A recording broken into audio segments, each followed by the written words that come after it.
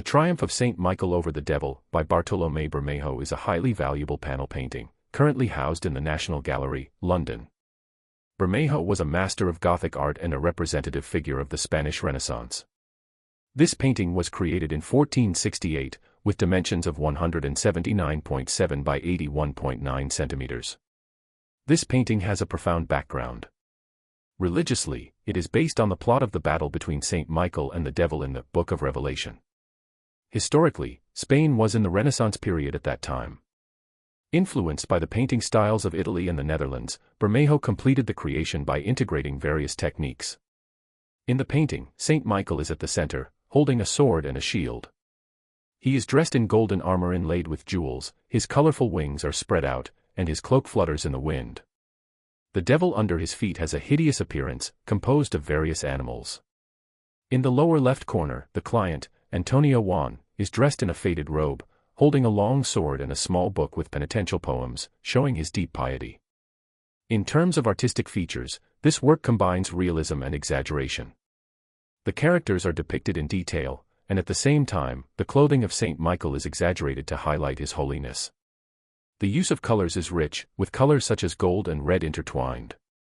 There is a strong contrast in colors between Saint Michael and the Devil. The contrast between light and shadow is also intense. Saint Michael is in the light, while the Devil is in the shadow, strengthening the opposition between good and evil. In terms of thematic significance, religiously, it presents the theme of justice prevailing over evil, conveying Christian teachings. Culturally, it reflects the medieval Southern European aesthetic of advocating luxury and pursuing spiritual sublimity, and also embodies the cultural exchange and integration during the Spanish Renaissance. This is one of El Greco's most renowned works and also his largest scale piece. With numerous characters and elaborate depictions, it fully embodies his personal style and mannerist techniques, rightfully a masterpiece. El Greco was commissioned by Andres, a local priest, to create a large-scale work for church renovation. The work was based on a local legend. In 1312, Count Orgaz, the mayor of Toledo and a well-known philanthropist, died. During his burial, Saint Stephen and Saint Augustine descended from heaven and personally placed him in the coffin in front of astonished relatives. El Greco completed this work in half a year. The painting is divided into two parts, the divine heaven and the real earthly world. They are connected through the characters' expressions and gestures in an ingenious way. In heaven, God the Father looks kindly down. John the Baptist kneels, seemingly telling of the Count's purity and kindness to him. Behind John the Baptist stand saints like Saint John. On the left are the Virgin Mary and Saint Paul. In the center, an angel in a golden robe leads the Count's soul, which seems like an infant, like angel, into heaven, watched by the Virgin Mary. The earthly burial scene shows nobles in black around the coffin. On the right are the bishop with a cross and Bible and a priest looking to heaven. In the center, Saint Stephen and Saint Augustine, in magnificent attire, place the armored Count in the coffin. The child on the right is said to be El Greco's son Manuel, with the painter's signature and the boy's birth date on a handkerchief in his pocket. El Greco, beside a hand-raising member of the Order of Santiago, looks directly at the audience, the only one to do so. The two golden-robed saints among the black-clad nobles are eye-catching, guiding the eye to the pious Count. Heaven is more dazzling, full of holy radiance. The characters' expressions, gazes, and postures make the painting vivid. When completed, people flock to see it, bringing fame to El Greco and Toledo. The inclusion of local prominent figures enhanced the town residents' pride, as they wrote, "We never tire of living here as all our town's best is in this painting." Pentecost, also known as Whitsunday, is generally considered to come from the tradition of the Jews. The date of the Christian Pentecost is set on the 50th day after Easter and 10 days after the ascension of Jesus. On this day, the Holy Spirit, is poured upon the disciples, enabling them to receive the gift of power and speaking in tongues and preach the gospel to others. This painting is a work of El Greco in his later years. It was originally placed in a church and was placed together with his paintings of the baptism of Christ, the resurrection of Christ, and the Annunciation. Now it is collected in the Prado Museum in Spain. It is said that the bald old man looking at the audience from the right side of the canvas is his self-portrait. He is also the only character in the picture looking at the audience. This painting has a relatively narrow space and is overall a vertical composition, which is overall dramatic. In the upper center of the picture is the Virgin Mary sitting on a platform with her hands clasped. She is wearing a red and blue robe and looking up at the Holy Spirit in the form of a white dove. Surrounding her are saints and believers arranged horizontally and crowded together. After being inspired by the Spirit, there are floating white flame-like souls on their heads. Below the stage are believers in exaggerated postures. They are also looking at the Holy Spirit and seem to be excited. The overall tone of the picture is cold, and there is an extremely obvious contrast between light and dark in the light. But under El Greco's distinctive depiction, the scene has a ghostly sense of unease and can be said to be a perfect example of his highly personal style. This is one of the most famous and important works of El Greco. It depicts a story in Virgil's epic, Aeneid. In Troy, there is a priest named Laocoon. He foresees the Trojan horse trick of the Greeks and warns the Trojans, but the Trojans ignore him. When the Greeks successfully break through the city with the Trojan horse, Minerva, together with the Greeks, sends 2 snakes to massacre Laocoon and his 2 sons. It is said that he created 2 paintings of Laocoon, one large and one small, but only the large one has survived. In the center of the scene, Laocoon and the body of one of his sons are lying on the ground. He tries to choke the snake's head, but the snake still lunges at him with its mouth wide open. He can only struggle in despair with a face full of desperation. On the left is his other son entangled by a snake. This young man can only struggle helplessly with his head raised. On the right side of the picture are the Greeks and Minerva looking at this scene. The muscle colors of the figures in the picture are a somewhat morbid bluish-gray, and the overall form is also elongated and exaggerated, increasing the expressiveness of the picture. In the distance is the city of Troy and the Trojan horse painted by Greco. Now people generally believe that this distant view actually depicts Toledo, where he lives. The sky is full of unpredictable lights, shadows and dark clouds, adding a sense of heaviness to the picture and making the struggling figures in the foreground even more painful. The story of Laocoon was once made into a statue by the Romans and has been passed down. Renaissance artists at that time were deeply shocked by this sculpture of the Romans. El Greco is no exception. When he created this work, he should have also referred to this sculpture. El Greco was a master painter of the Spanish Renaissance, and Saint Martin and the Beggar is one of his classic works. In 1577, El Greco settled in Toledo, Spain. Influenced by the strong religious atmosphere there, his artistic style matured, and Saint Martin and the Beggar came into being. The painting depicts the encounter between Saint Martin and the Beggar. Saint Martin, wearing a red cloak of a Roman soldier, rides on a white horse. He looks back over his shoulder, his eyes filled with compassion, and is using a sword to cut half of his cloak to give to the naked beggar kneeling on the ground. The beggar looks up and reaches out his hands, as if begging or showing gratitude. Behind them, the Toledo-style city looms in the hazy light and shadow, and sunlight filtering through the clouds creates a sacred and solemn atmosphere. El Greco's use of color is distinctive, with strong contrasts. Saint Martin's red cloak is striking, symbolizing generosity. The beggar's dark, toned body highlights his poverty. The interweaving of the skies and buildings' colors makes the picture harmonious yet full of tension. The figures are exaggerated and distorted in shape, with elongated body proportions and slender limbs, but they have an elegant and dynamic posture, enhancing expressiveness. In terms of light and shadow, a strong contrast comes from the upper left of the picture, illuminating the main figures and some buildings while leaving the rest in shadow, creating a dramatic and mysterious feel. This painting contains profound religious implications. Based on the story of Saint Martin and the Beggar, it conveys the Christian spirit of charity, compassion, and dedication, in line with religious teachings, and can inspire viewers to think about religious doctrines. In the religious, prevalent Spain at that time, it was an important vehicle for spreading religious doctrines and values, injecting vitality into Spanish art and influencing many later painters. As a representative work of El Greco, Saint Martin and the Beggar, with its unique artistic language and profound connotations, has become a model of Spanish Renaissance painting. It can still resonate with people today and holds eternal value in the history of art. A gentleman with his hand on his chest is an oil-on-canvas painting created by El Greco around 1580, and it is currently housed in the Prado Museum in Madrid. In the painting, a nobleman around 30 years old, dressed in traditional Spanish attire, gazes intently and steadily at the viewers outside the painting. His right hand is placed naturally on his chest, and his left hand holds a sword that indicates his knightly status. He wears a black coat, with delicate lace ruffs adorning the collar and cuffs, presenting a simple yet solemn look. In terms of color application, El Greco abandoned his usual bold color, using style.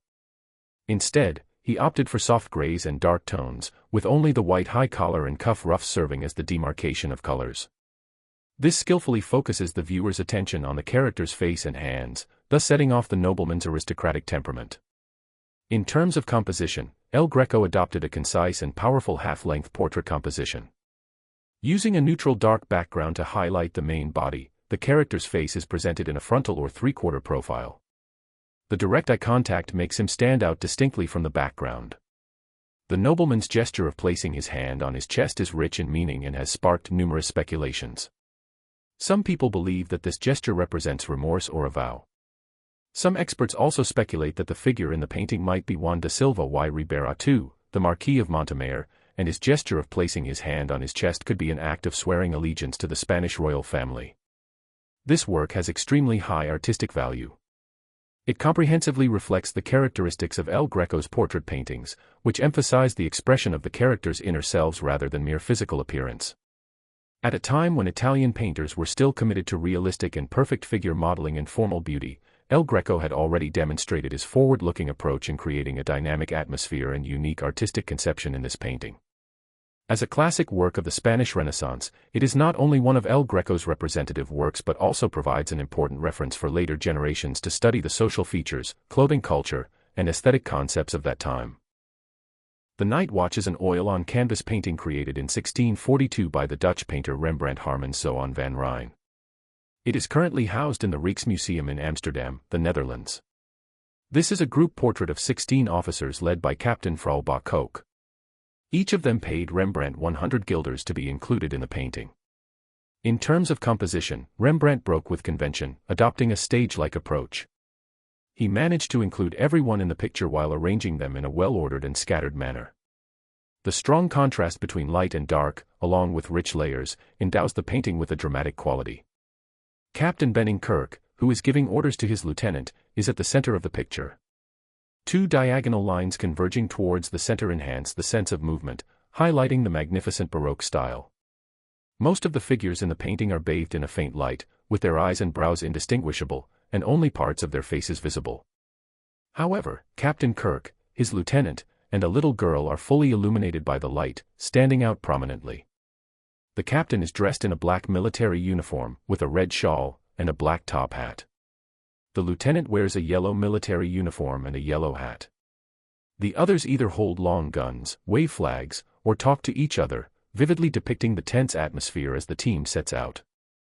The remaining figures are placed in the middle and background with dark tones, either showing only their faces or a vague outline, serving a role in the balance of the composition. The figures are presented in a way similar to a stage play. In terms of color, the painting mainly uses yellow, which symbolizes victory. The little girl with blonde hair, as well as the clothing and backgrounds of most of the figures, are bathed in a soft yellow light. Rembrandt employed his well-known technique of transparent impasto.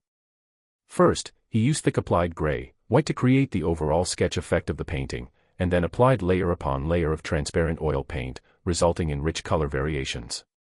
This makes the whole painting colorful, with distinct layers and vivid charm. However, the officers were not satisfied with this painting. They thought Rembrandt showed them disrespect, and the dark and gloomy picture failed to highlight the nobility of the characters. Despite suffering a major blow both physically and mentally, Rembrandt still preserved this artistic treasure. In 1634, Rembrandt Harmens Zoon van Rijn, a Dutch master painter whose artistic style was maturing, created the oil-on-canvas painting Saskia as Flora. Currently housed in the National Gallery in London, UK, this work is a masterpiece of his Flora series. In the Flora series, Flora was portrayed by people close to Rembrandt. This series witnessed the evolution of his artistic style and the ups and downs of his life. In this Saskia as Flora, the figure of Flora stands sideways with an elegant posture. She wears a colorful flower crown and a gorgeous, light, textured robe. The light outlines the smooth folds, demonstrating Rembrandt's excellent realistic painting skills. Flora has a beautiful face, gentle eyes, and a faint smile on her lips. She holds a bouquet of flowers in her hand, and her left hand is gently placed on her abdomen. This gesture is of profound significance. As Flora symbolizes the growth of all things, considering Rembrandt's recent marriage, this gesture likely embodies his hope for having more children, echoing the child-bearing wish implied by the same gesture of the hostess in Van Dyck's The Arnolfini portrait. In terms of color, the painting mainly features warm colors. The golden light shines down, illuminating Flora and giving her a radiant look. The dark brown and dark-colored shadows contrast sharply with the bright parts, enhancing the sense of three-dimensionality and layering, and creating a mysterious and solemn atmosphere. In terms of painting techniques, Rembrandt used the impasto method to make the flowers plump and the skin delicate. His exquisite control of light makes every detail in the painting come to life, full of artistic appeal. As a representative work of Rembrandt, Saskia as Flora is a model of Dutch painting art in the Golden Age. It showcases the painter's praise for life, nature, and beauty, carries deep emotions, has a profound impact on the development of later art, and also provides a precious perspective for studying the culture and social features of that time. The Jewish Bride was created during the heyday of Illusionism. The painter pursued the integration of the painting with the surrounding environment, giving people a real feeling when viewed from a distance. It includes elements such as precise depiction of human and animal anatomy, the influence of perspective and distance, and detailed effects of light and color. This painting created by Rembrandt in his later years is a typical representative. Although Rembrandt used bold strokes, the texture of the clothes, the pearl ornaments on the bride, and the fleshiness of the human face and hands are all shaped by this seemingly random brushwork and palette knife. Although the appearances of the two people are distinct and individual, we don't know who they are, and we don't even know if it should be regarded as a portrait. In the mid-1660s, young people in Amsterdam didn't dress like this. It can be regarded as a modern studio photo. No matter who these two people are or what story they are playing, the love between them is affectionate, solemn, and eternal. Love makes people feel bright, happy, and warm. In this painting, bright red and yellow are set against a background of soft brown and tea gray, making the emotion of love clearly visible. The silk clothing is painted with thick colors. Rembrandt scrapes wet oil paint with a pen holder. In this way, the light falling on the painting scatters outward from the uneven surface. The thick colors shine under the light, but the transparent thin color layers on the face and background produce a bright effect. The tenderness of light, the tenderness between lovers, and the painter's gentle technique when carefully using oil paint turn these two people into a visible love poem. Later, Vincent van Gogh enthusiastically praised this painting. He wrote to his brother and said, "Do you know that I would trade 10 years of my life to sit in front of this painting for 2 weeks, even if it's just eating dry breadcrumbs?"